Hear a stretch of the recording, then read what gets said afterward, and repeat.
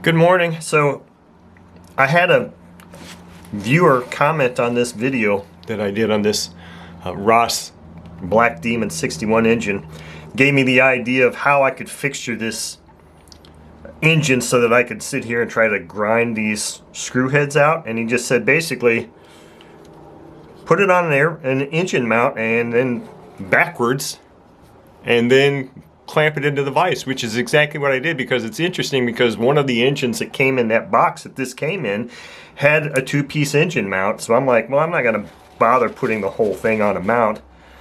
I'm just going to use one piece, one screw, and voila, that was enough for me to actually get in here and adjust the angle such that I could do this. So I've got my Dremel here with that little diamond bit out.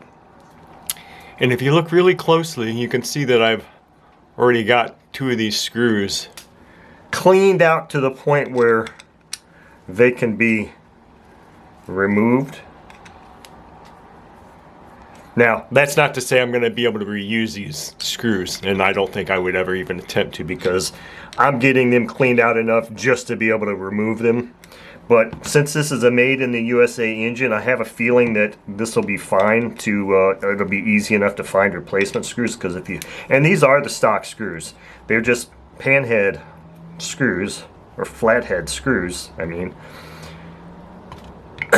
Why anybody would choose to use that type of screw in the back plate, I don't know, but I did take the time to read the entire review article by Frank Tiano and another fellow, and it's a very interesting read, and I highly recommend you go in and read that article, because it talks a lot about the good qualities of this engine. And this is really a super, according to those guys, which coming from Frank Tiano is pretty impressive, is really a cool engine.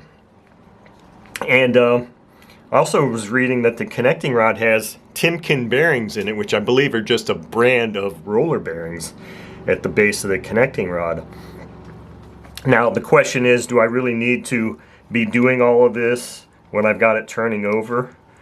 This carb needs some more work because it's tightened up again. It's going to have to be taken off and completely cleaned out. But they also said that in that review article that a Super Tiger carb, and maybe another brand of carb, could be modified, or maybe they just said modified. I'm hoping it just means put on, because I don't want to do any modifications to it. But if a Super Tiger carb fits on this engine, then the heck, I'll just put that on there, because I'm not a big fan of Perry carbs to begin with anyway, and this one is going to need some work. I'll have to pop it off anyway. So I'm going to sit here and continue to do these last two screws, and so we can at least get this back plate off. I don't think this is something that I can actually show you on video, because my head's going to be right there. I can give it a shot here real quick and see if you can at least see kind of what I'm doing, but I had to find the right speed that allows this thing to actually do what it needs to do. So I'm going to give it a shot here real quick and see on camera, but my head might actually be in the way.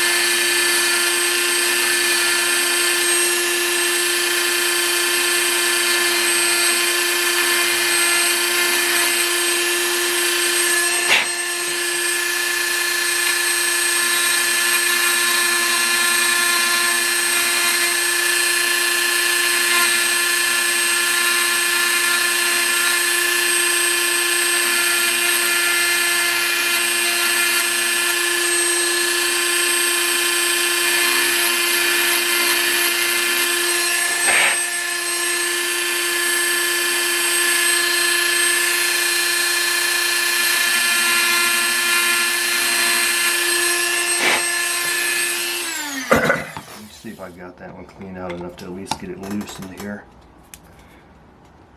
There we go. So we got another screw loose now. I think I've had a few screws loose for a while.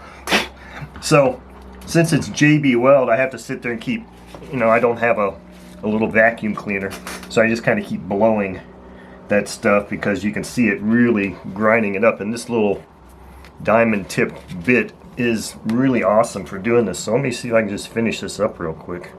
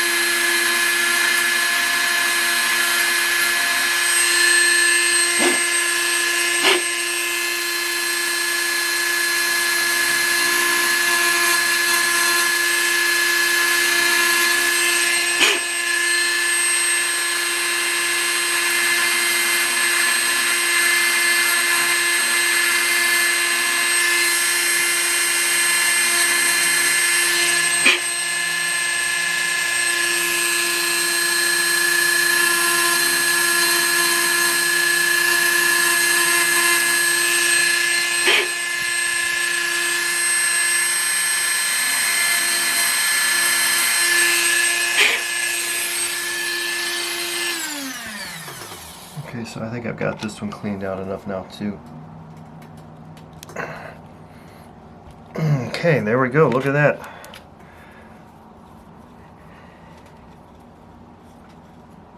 Well, maybe this will be a decent video after all. Now, whether I'll be able to actually pop this rear cover off or not, I don't know, but we can at least pull these screws out.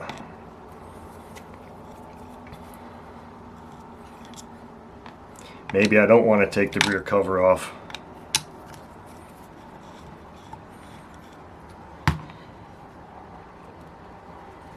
Yep.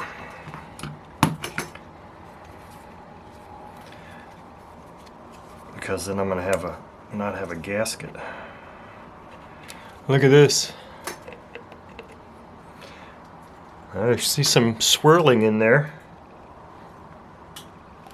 Here's the inside of that crankcase. Probably seen like that for the first time. So there is a lot of oil in here because, like I said in the first video, I soaked this. I just dropped this whole engine in Marvel Mystery Oil. So there's a lot of oil in here.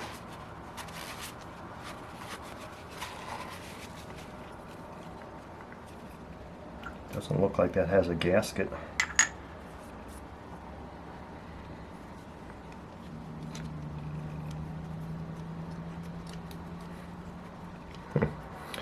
Pretty interesting.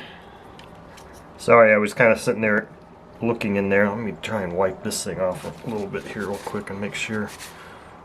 Wow, there's not a gasket on this. I wonder if there's a reason. Oh yeah, there is a gasket. And the gasket looks like it's in decent shape too. I'm not going to keep screwing with it. I'm just going to put this back on and probably go to a hardware store and see if I can find screws like that. And then this engine is in a state where it can be completely disassembled, bearings replaced now, and run.